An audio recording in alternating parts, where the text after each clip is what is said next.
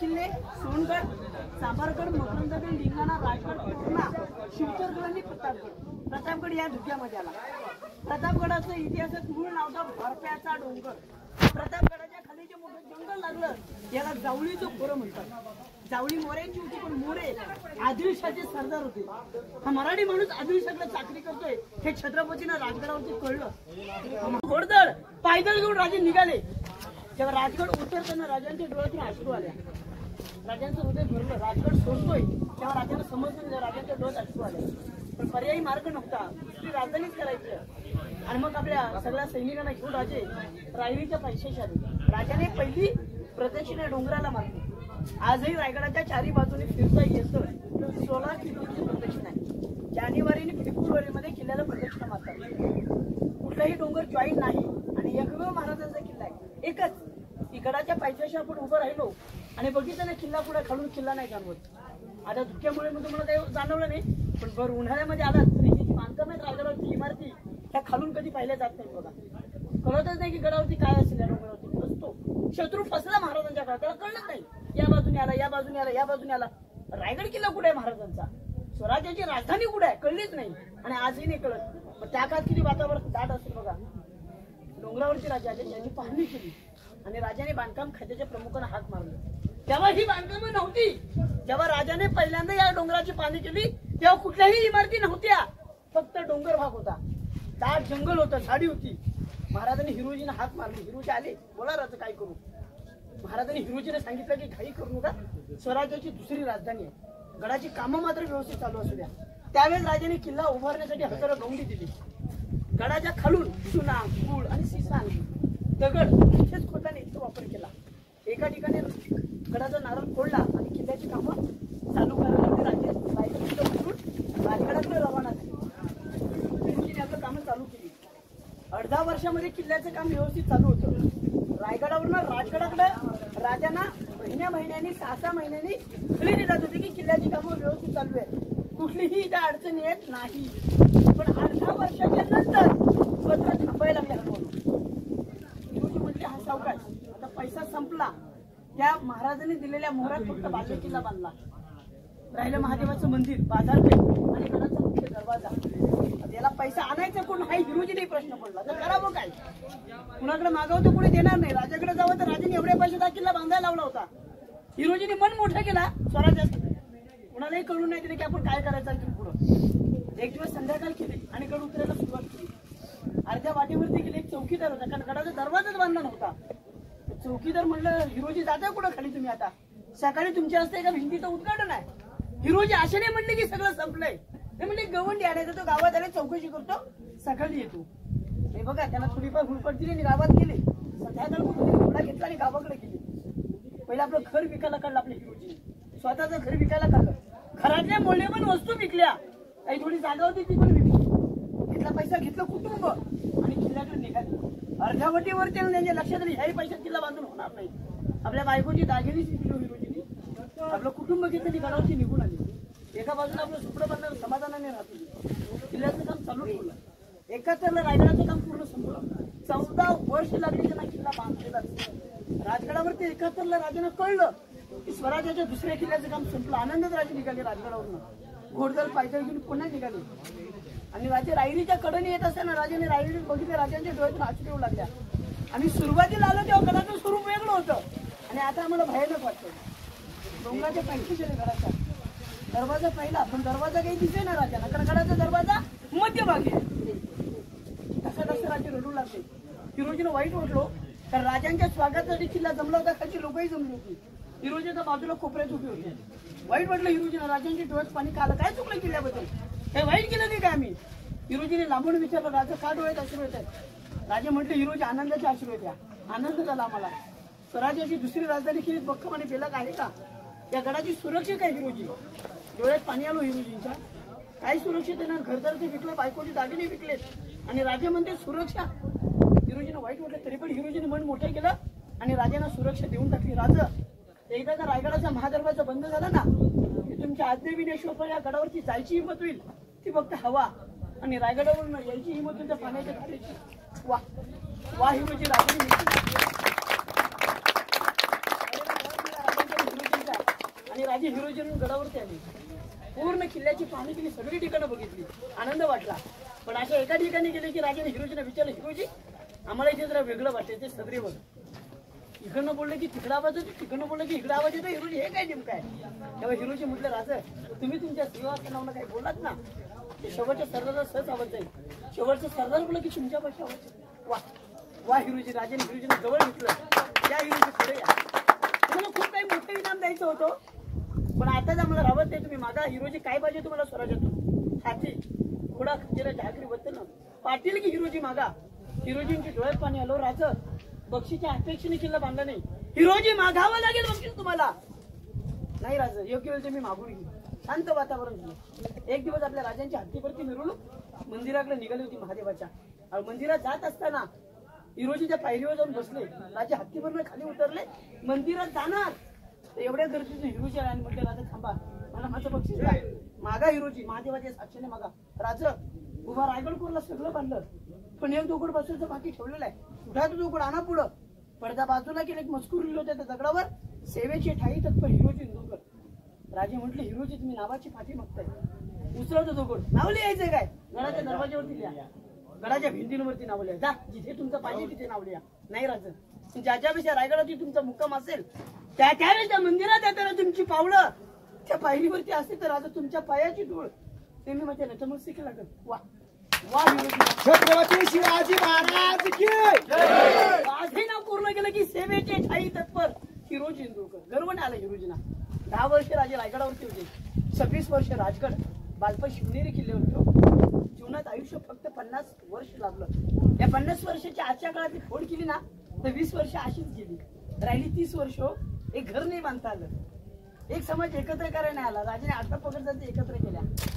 पण आज राजस्थान मध्ये गेलो ना तर तिथले किल्ले तसेच आहेत, पण महाराष्ट्रात एकही किल्ला नाही, किल्ला सापडत नाही. महाराष्ट्रातल्या गड किल्ल्यांची अवस्था बघितली ना तर डोळ्यातून अश्रू येतात, अंगावर काटा उभा राहतो, रक्त सळसळतं या मातीत आल्यानंतर. असं वाटतं की आज त्या समोर आमच्या कुणी आलं ना तर वाघासारखं फाडून टाकू.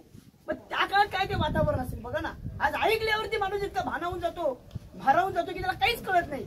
मेमरीज बाद होत्या रायगडावरती आल्यानंतर. पण 400 वर्षापूर्वी जीवाला जीव देणारी माणसं होती. पण हे राजस्थानचे राजे जे होते ना हे झुकले, हे शरण गेले, त्यांनी हार पत्करल्या म्हणून त्यांची किल्ले राहिले.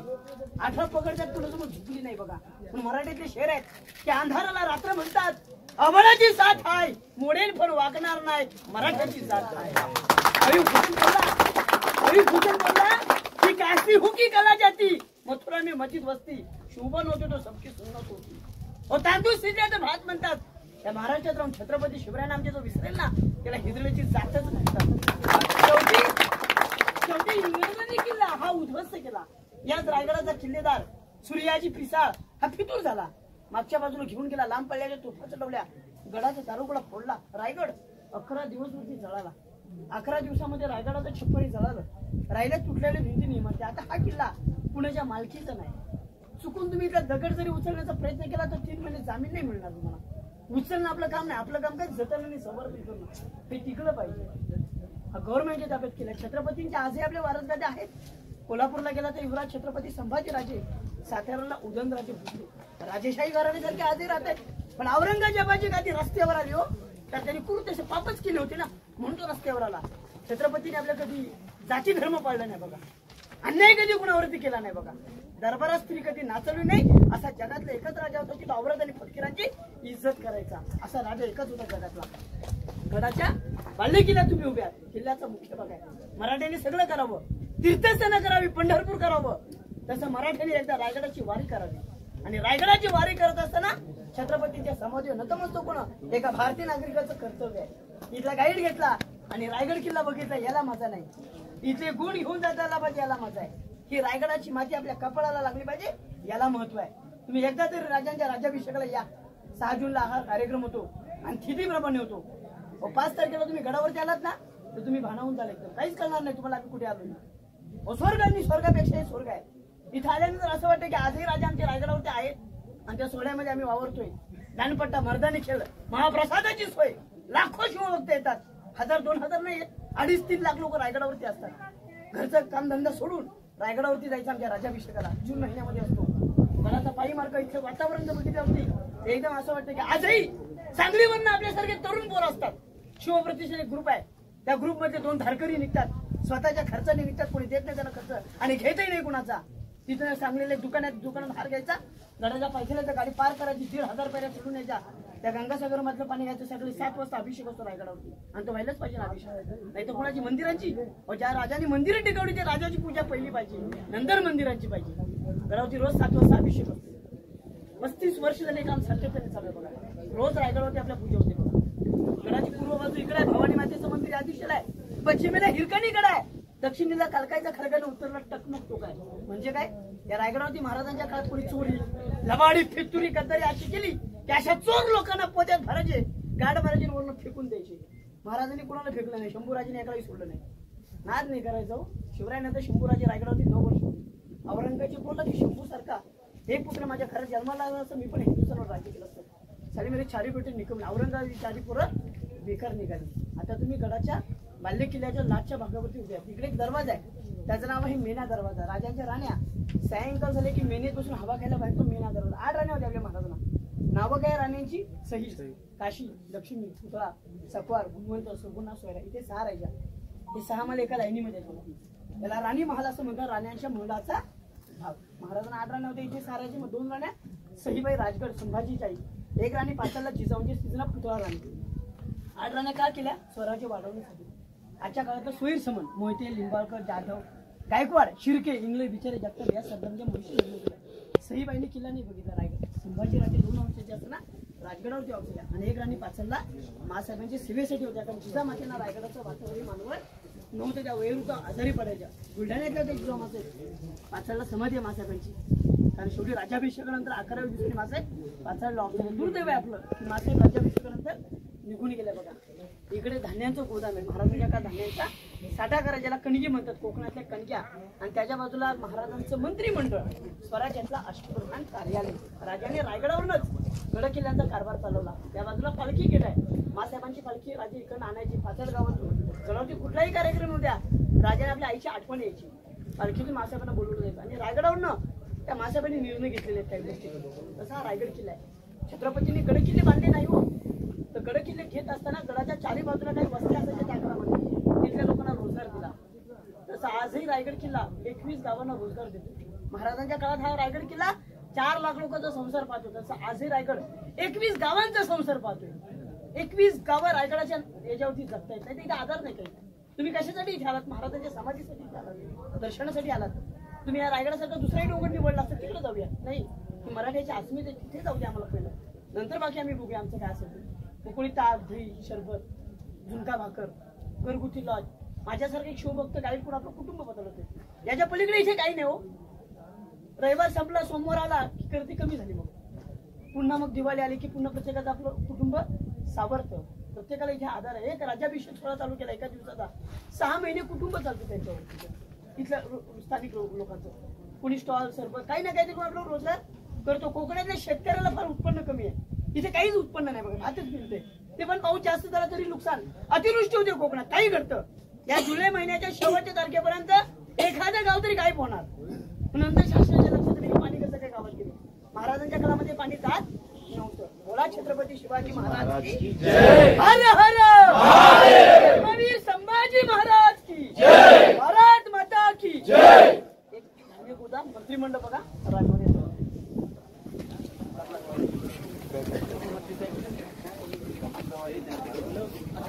कुठे गेलं ते गाईड? मध्ये काही शत्रू वेडा मारू शकत नाही का? कोकणात काही वेडा मारू शकतात. कोकणामध्ये पावसाळा सुरू झाला की रायगडाच्या दोन्ही बाजूला नद्या आहेत आणि मध्ये रायगड आहे. इकडनं आहे गांधारी आणि इकडनं आहे काय. दोन्ही नद्या अशा वाहतात की त्याचा आवाज रायगडावरती येतो. शत्रूला शक्य नाही त्या नदी पार करणं.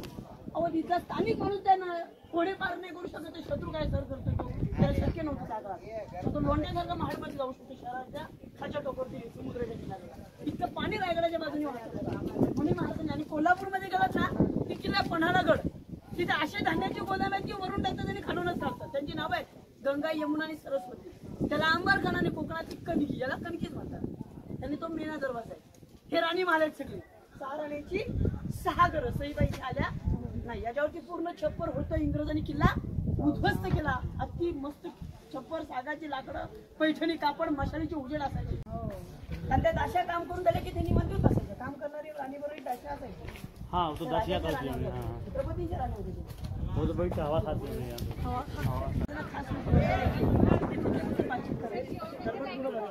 यातून एक खास मीटिंग होतीच की तिथे बहिर्जे आणि राज्याच्या तलघरात जाऊन स्वराज्याच्या गुप्त मीटिंग करायची. या काळाचं या काळात वाऱ्यामुळे रेकॉर्ड होत नाही हा? वाऱ्यामुळे रेकॉर्ड होत नाही. खाली जमिनीतून बहिरूपी होते, बहिर्जी नाही. महाराजांना माहितीच नव्हतं आमच्या हेरगाजीचे प्रमुख कोण यायचे. जेव्हा गावाची किल्ल्याची बातमी करून गडाच्या पैशाला त्या किल्लेदाराला पण माहित नव्हतं. त्याच किल्ल्यावरती राजाने स्वतःची नावं लिहिली नाही. बघा ना किती राजे शूर होते त्या काळात. आणि याच वाड्यामध्ये राजे राहत होते. 10 वर्ष वास्तव्य होतं. आणि याच वाड्यामध्ये आपल्या राजाने अखेरचा श्वास घेतला हा 3 एप्रिल 1680 मध्ये.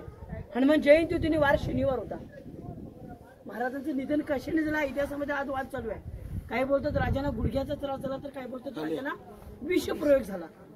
मग काय पुरावा काय यातला मोठा काय असेल महाराजांचं निधन? तर सगळ्या इतिहासकारांनी याच्यावरती अभ्यास केला, संशोधन केलं की गुडघ्याच्या रोगाने माणूस कधी 50 वर्ष सहजासहजी मरत नाही. मग खरं कोणी महाराजांना आपला विषप्रयोग झाला, त्यांना विष बाधा झाली. महाराजांना विष जेवणातून दिलं गेलं आणि मग तो घातपात झाला. मग हे सगळं ठरून हे प्लॅन करून सगळं महाराजांवरती घातपात झाला. अरे महाराजांना वाईट वाटलं. जेव्हा राजाने इथे वैद्य आला, चेक करायला डॉक्टर आला, तेव्हा त्यांनी सांगितलं की तुमच्यावरती विष प्रयोग झाला. राजांना वाईट वाटलं एकदम. फार महाराजांना दुःख वाटलं की शत्रू आमच्यावरती चाल करून आला होता आणि त्याला आम्ही परत पाठवला आणि एका साध्या गोष्टीतून आमचा प्राण गमावतो गेलं कळलं नाही महाराजांना. या ठिकाणी राजाने शेवटचा श्वास सोडला. पण त्यांच्या देहेकडे लागणे अंत्यसंस्कार. तिथून 1 किलोमीटर एक मंदिर आहे महादेवाचं, शंकराचं. राजा शंकराचे भक्त होते. तिथे त्यांना अग्नी दिली. अग्नी त्यांच्या भावांनी दिली. चुलत भाऊ साबाजी भोसले वेंकोची कर्नाटकामध्ये होते आणि संभाजी राजे तेव्हा पन्हाळगडावरती होते. महाराजांचा मोठा मुलगा राजाराम महाराज. तर काही त्याचा उल्लेख सापडला नाही. अग्नी तिथे दिली. पण अग्नी देण्यापूर्वी शिवरायाने एक पालेलं कुत्रं होतं, त्याचं नाव वाघ्या. त्या वाघ्याने हा सगळा पराक्रम बघितला. माझ्या धान्याला कोणी वाचवत नाही. तेही त्यांच्या मागणं निघून गेलं आणि लांबून त्या चलत्याची ती उडी मारली. तेही त्यांच्याबरोबर तेव्हा निघून गेलं. बघा महाराजांची मुठी कृष्णा आणि तानाजीची घोरपड यशवंती. किल्ला पाहताना आनंद वाटतो, डोळ्यातून अश्रू येतात. इतिहास ऐकल्यावरती डोकं भान निघून जातं, आपलं काहीच कळत नाही बघा. पण त्या मंदिराच्या जवळ गेलो ना तर मंदिराचा आकार मस्जिदीसारखा दिसतो. मंदिर तर महादेवाचं आहे. हे शिवलिंग म्हणजे बाहेरून आकार मस्जिदीसारखं कसं काय केला? पूर्वीच्या मोगलांना फसवण्यासाठी त्याची डिझाईन तर शिकली ना. आतमध्ये शिवलिंग आहे. खरं महादेवाचं मंदिर आहे. ताकदीपेक्षा युक्ती किती श्रेष्ठ होती. राजाचा दरबार पुढे हा जो मंडप का पडला ना राजाभिषेकाला, तुम्ही बोललो ना आवाज येतो, तो इथं बोललेला आवाज हिंदीशी जात नाही. किती मी बोलतोय, जोरात बोलतोय. पण याच्यापेक्षा राज सदरीवर गेला तर याच्यापेक्षा हलू बोललात ना किती कागद फडा तरी आवाज येणार क्लिअर. तुम्ही डोकं खाजून जाणार की हे काय नाही. आम्हाला अजून पण आजच्या इंजिनियरला सापडलं नाही हे काय नेमकं बनवलेलं आहे. बघा ना राज्याभिषेक पुढे झाला. राजाने दरबारात समोर 2 हत्ती पण सजवलेले येणाऱ्या काही लोकांच्या स्वागतासाठी. आता या राज्याभिषेकाला इंग्रज आला होता. त्या इंग्रजाचं नाव होतं हेनरी ऑक्झटन. इंग्रज गडावरती आला आणि ते 2 हत्ती बघून घाबरला. 2 पायाचा माणूस या गडावरती येऊ शकत नाही. हे 4 पायाचे हत्ती कधी आणले? आपले राजे हुशार होते. किल्ले दरवाजे बांधायच्या आधीच त्या हत्तीची पिल्ल आणून गडावरती मोठी. दूरदृष्टीवर ताकदीपेक्षा युक्ती किती श्रेष्ठ होती. हा राजवाडा पुढं दरबार. राजवाड्यामध्ये पाण्याच्या टाक्या बघा. पूर्वीची पाणकुलं कावडीची पाणी भरायची आणि त्या बाजूला कोपऱ्यात राजांचं नदीकडे आहे. आंघोळीचं जागा ज्याला बाथटब होतं आजच्या भाषेतलं स्विमिंग पूल. राजांची हाईट कमी होती, 5 फूट 3 इंच होती. त्या दरवाजेच्या बाहेर एक महाराजांचं टाकशाळ आहे. महाराजांच्या काळामध्ये होण, शिवराई, राजमुद्रा, करंशा म्हणजे त्या काळात छापखाना होता. तिथे बनवले जायचे किंवा घडवले सोन्याचे सिक्के आजच्या भाषेतलं सोनाराचं घर. ते त्या काळात ते कॉईन्स बनवले जायचे बघा. ते पण एका ठिकाणी सेफ होतं बघा. पलीकडे खलबतखाना बघा हे बघा आणि ते बघितलं आम्ही.